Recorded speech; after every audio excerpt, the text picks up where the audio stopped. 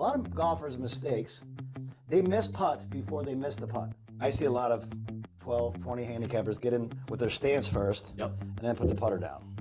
That's so bad. Because what happens is this.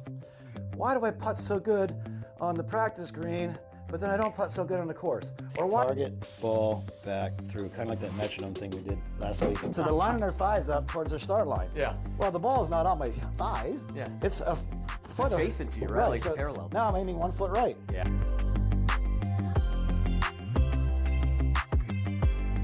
What's going on, guys? Coach Scott Yurgz here, back at Makefield Golf with putting guru Mike Dynda. Mike, welcome back. Thanks, buddy. He's been in the last couple videos helping me with my putting and helping you guys with your putting.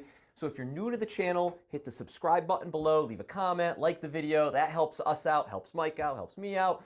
Today we're going to learn a little bit about routine, because when I give some putting lessons out there at Cricket Club and you out there at Lulu, we see a lot of really bad routines. And routines are important in all walks of life, all right? So if you get up early in the morning, go to the gym, that's a routine, right? You get into the routine, you do it over and over again, you get really good at it. If you're a basketball player, and I think Mike has a really cool story. Mike, tell them a little bit about when you used to work at a college, how the basketball team actually came to you for a little bit of a routine help. Explain to them what this is. All right, so yeah, that's a pretty neat story. I was coaching the men's golf team at Drexel, and with the same putting camera that I coach with, I took the camera to the basketball game because the two star players were shooting under 50%. And if you're not a basketball guy, under 50% in free throws is worse than Shaquille O'Neal. So if you know anything about Shaq, he's a really bad free throw shooter, but 50% is way below what they should be, especially at a college level. So on my camera, I studied his process, his routine, and it was different on every free throw. Different. Now, did the process start right there at the free throw line, or did he even start even before they got into that? He had two dribbles one time, three the next. One time he exhaled on the way down, next time on the way up. It was just a train wreck. So even though it might look to the trained eye that their routines were kind of similar, it might look like that, yeah. When you're trying to perform a task at an elite level, the amount of meticulous and dialed in focus you need on all of those reps needs to be as close to perfect as possible. It has to be the same amount of breaths, the same amount of everything, every single time. So when it comes to putting, now you might have a routine for your full shots, but what's funny is a lot of people just totally forget about a routine for putting. Mike, tell me, what are the things you like to see out of a good routine? What do they look like, and how do they, affect the golfer? Go for it. Awesome. Are we doing green reading or just routine? Let's just go routine. All right, cool. So we, part of the routine might be green reading. So real quick, I'd mark it, pick it up, start to clean it, inhale. Yep. I'm going to try and get to the midpoint if I can. If there's another player's ball here, I'm not going to be that person. Okay. So part of your routine is picking the ball up, marking it, cleaning it, and then finding some directional stuff, like figuring out where it's going to break. So on our green right here, I just felt maybe a little bit that way. It is tilting that way. I work here, so I know you've got a little bit of break from left to right. Yep. Very nominal, probably left edge on this putt. So you've now gotten your break. You've got your ball. It's marked. We're going to pretend your golf ball. No, it is marked. Right, a little white thing right there. Let's give you a real mark. Here we go. We've got this little contraption here. There's your mark. So go through your entire routine from that point forward and explain to me what you're doing, how you're doing it, and then go ahead and execute that putt. All right, so right now I'm doing a lot of long, slow breaths. Okay.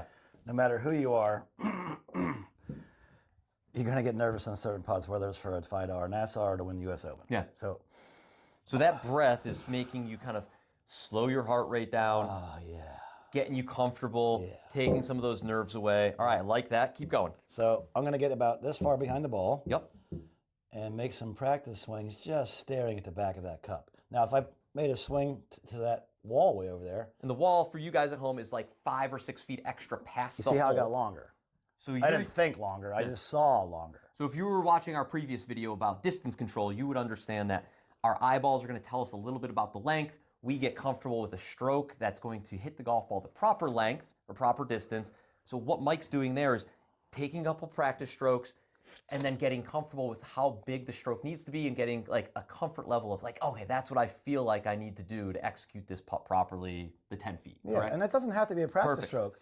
If you're a 20, 30 handicapper, please don't take a practice swing. Here's what's going to happen. You're going to stare down at the putter. Oh, that went outside. Oh, that went in. They're going to go, oh, that was good. And they hit. And they just go like this and hit. Yeah, so they lose focus of the entire task. They're focusing on the stroke, not the distance. So let's reiterate what we did here. We made a couple strokes, but with the task of being the proper stroke for the proper distance, not for technique or path. Or Bingo. You're getting a sense of how far the putt's going. So you read it, you marked it, you lined it up. You're now into, the couple strokes, get the distance correct. What are you doing from there? So even though I just did this, that's better than doing that prior person. I'm going to back up. I'm going to wipe this down because that's what the cool kids do. All the cool kids do this. I'm trying to make my chest as big as possible. Okay. Just a slow exhale. Yep. I'm going to see it like the shot tracer on TV with the drives and the irons curving. Yep. I'm going to see this curving this way a little So you're bit. visualizing the putt on the ground. Some people can do that. Some as can't. Jason Day closes his eyes too. Yep. Another big one. I'm going to walk in real chill like I'm the best putter in the world. Awesome. But hear that exhale. I'm going to set the face down first. Yep. Always set face first, folks. Always set face first. So if you notice, Mike's doing everything the same every single time. So we went read, the exhales, the inhales, the stroke, sets the face down first. Go ahead. And then once I do that little, so it's going to be here, set the face. Face looks good. I sometimes do this. So is that basically you calibrating face right there? Yes. Got it. I'm making sure these lines are lined up with that line. Love that. So it's here, right foot, get that, target. So it's target, get feet. I don't care where the feet go really. It doesn't matter. Again, I'm not gonna stop moving. Get my shoulders, I'm gonna breathe. Yeah. One long look, target, ball, back, through, kind of like that metronome thing we did last week. So to reiterate, I see a lot of 12, 20 handicappers get in with their stance first and then put the putter down. That's so bad. Yeah. Even if it's a driver, you step in like this and always set the face first. You get your face and then get your body. What would that do for the end result? So if the player does this, I see this a lot too. So they're lining their thighs up towards their start line. Yeah. Well, the ball's not on my thighs. Yeah. It's a foot adjacent to you, right? Like so parallel to now I'm aiming 1 foot right. Yeah. Good luck. Yeah. That person might develop a bad habit of doing this to try and correct the poor alignment. A lot of golfers' mistakes, they miss putts before they miss the putt. Interesting. Yeah. That's pretty good.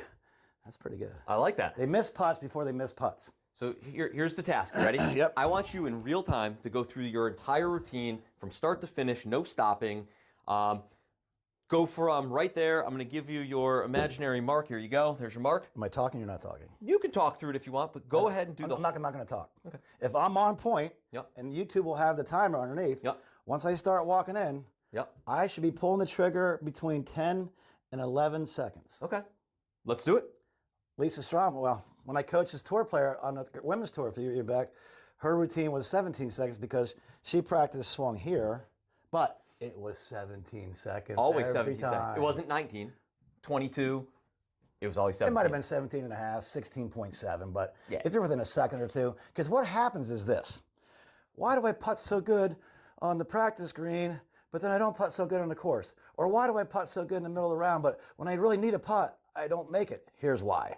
On the practice green, they're pretty much doing what I'm teaching. Yeah. They're just looking and reacting. Yep. They're getting the speed down. They putt here, they putt there. They have no care in the world about make or miss. Yeah. They're trying to get the speed, so they think. And then they get on the course. This is really, really normal in better ball events with partners. They take so much damn time. Yeah. It couldn't be anything worse for you in the world. Yeah. So a little paralysis by analysis, if you will, right? So I mark down, pick it up. Yep. I'm going to stop talking now, so here we go. All right, here we go.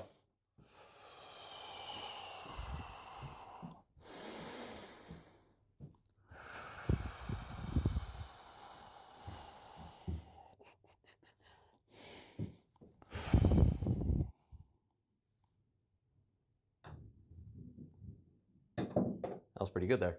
Made it. And so I think what you need to take from that is it doesn't mean you need to have Mike's routine. No, please my no. routine. Do your routine. You need to find something that works for you. So here's my recommendation, right? This is not a drill per se, but I would highly recommend having a friend take a video of you going through your routine on an actual hole where you need to make a 10-footer. Not because, and it doesn't need to be in a specific angle, doesn't need to be a certain side of you. Take note of what you do and take note of how haphazardly it might be done. Take another video at the end of the round, see if those two match up, right? We need to see what you do, how many steps, how many breaths, how many practice strokes. We need to know, are you doing it the same way every time, or is it just being done randomly. Random is not good in golf. We need to control everything we can possibly control because there's a lot of things that we cannot control, even on the putting green. A lot of things we can control. That would be your routine, how you step into the golf ball, how you strike the putt, where the face is aligned. All of that is important. So take a video from face on, down the line, from anywhere on the green, and then do it again later in the day and see if they match up. And if they don't, here's the task. You got to reach out to me or Mike. We'll interrogate and investigate a little bit and kind of make some recommendations for you, and we will make you a better putter just on the routine alone. So your job is, again, get better at putting by using a better routine that's way more consistent. Mike, I appreciate it, my man. Thanks, buddy.